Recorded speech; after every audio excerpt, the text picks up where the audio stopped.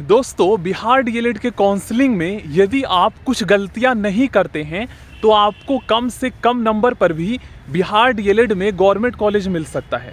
Counselling को अगर आप अच्छे से समझ लेते हो, अगर आप खुद काउंसलिंग का फॉर्म भरते हो ऑनलाइन और जैसे मैं आपको बताता हूं उस प्रोसेस को अगर आप फॉलो कर लेते हो तो 75 प्लस पर भी आप जनरल से हो तो गवर्नमेंट मिल सकता है। दोस्तों, ईबीसी से हो अगर आपका 65 प्लस भी है, 60 नंबर भी है तो भी मिल सकता है। तो इस वीडियो में मैं आपको गवर्नमेंट कॉलेज का कट ऑफ बताऊंगा कितना इस बार जाएगा और कैसे काउंसलिंग का फॉर्म भरना है। साइबर कैफ़े वालों से मत भरवाना है दोस्तों, जिनको नहीं आता है।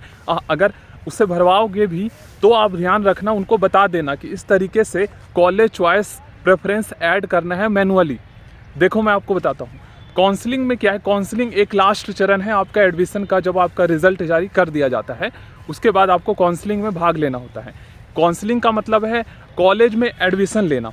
अब दोस्तों, काउंसलिंग में आपके पास कई सारे ऑप्शन होते हैं। पहला ऑप्शन तो ये होता है कि आप जिस डिस्ट्रिक्ट के हो, आप चाहो तो अपने डिस्ट्रिक्ट में या बिहार के किसी भी डिस्ट्रिक्ट के किसी भी गवर्नमेंट या प्राइवेट कॉलेज में एडमिशन ले सकते हो।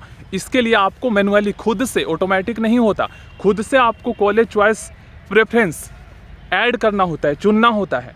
अब दोस्तों, जैसे कुछ डाइट्स कॉलेजेस ऐसे हैं जो जैसे बेगूसराय हो गया, पटना हो गया, जो महानगर मान लीजिए जहाँ पर पॉपुलेशन ज़्यादा है, उस डिस्ट्रिक्ट के गवर्नमेंट डाइट कॉलेज का कट ऑफ जो देहात एरिया का डाइट कॉलेजेस है उससे थोड़ा हाई जाता है। जैसे शिवहर हो गया, औरंगाबाद हो गया, जो देहात एरिया में शेखपुरा हो गया, इस नालंदा में तो थोड़ा हाई जाता है क्योंकि बिहार शरीफ में ज़्यादा पॉपुलेशन है, उधर के बच्चे आ जाते हैं। जो मतलब आपको लगता है कि जो देहात एरिया जहाँ पर थोड़ा पॉपुलेशन कम है, आप डिस्ट्रिक्ट वाइज पॉपुलेशन निकाल लेना बिहार के सभी डिस्ट्रिक्ट का, उस अकॉर्डिंग मतलब देहात एरिया का कट ऑफ हमेशा 5 नंबर कम जाता है सभी कैटेगरी में मेन सिटी से। तो मेरा कहने का मतलब ये है कि डिस्ट्रिक्ट वाइज भी कट ऑफ जाता है। ये नहीं है कि कट ऑफ एक जैसा जाता है, हर डिस्ट्रिक्ट का अलग अलग जाता है गवर्नमेंट डाइट कॉलेज का। तो जब आप चॉइस फिलिंग करें काउंसलिंग में तो उसमें देखो, आप चाहो तो 30 मैक्सिमम कॉलेज भर सकते हो गवर्नमेंट प्राइवेट मिला के। तो आप स्टार्टिंग के जो 10 कॉलेजेस रखोगे ना, पहला कॉलेज तो अपना डिस्ट्रिक्ट का रखना, होम का पास वाला, उसके आसपास में जो कम पॉपुलेशन वाला डिस्ट्रिक्ट है उसको रखना। क्योंकि होता क्या है, मान लीजिए अगर आप जनरल कैटेगरी से हो, आपका नंबर फ्रेंड्स 80 बन रहा है, अगर आप ऐसे कॉलेजेस चॉइस करते हो जिसका कट ऑफ 81 चला जाता है तो 80 पर तो आपको मिल नहीं पाएगा, क्योंकि 81 पर ही उनमें एडमिशन हो पाया है जनरल वालों का। लेकिन अगर आप देहात एरिया का डाइट कॉलेज भरते हो तो उसमें कॉलेज चॉइस मतलब उसमें कट ऑफ कम जाता है। अगर मान लीजिए 79 गया या 80 गया तो उसमें तो आपका नाम आ जाएगा। तो मेन सिटी में क्या है कि वहाँ पर हॉस्टल फैसिलिटी भी होता है थोड़ा, वहाँ पर ये इंस्टीट्यूट कोचिंग सेंटर होते हैं, रहने की सुविधा होती है, तो बच्चे रूम लेकर भी रहते हैं, तो वहाँ पर थोड़ा कट ऑफ हमेशा हाई जाता है। तो मेरा बात आपने समझा।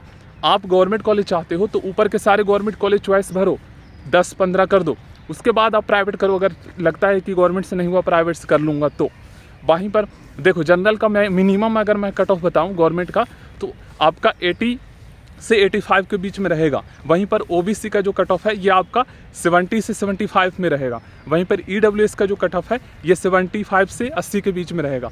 और बीसी कैटेगरी का जो कट ऑफ है वो 70 से 75 के बीच में रहेगा।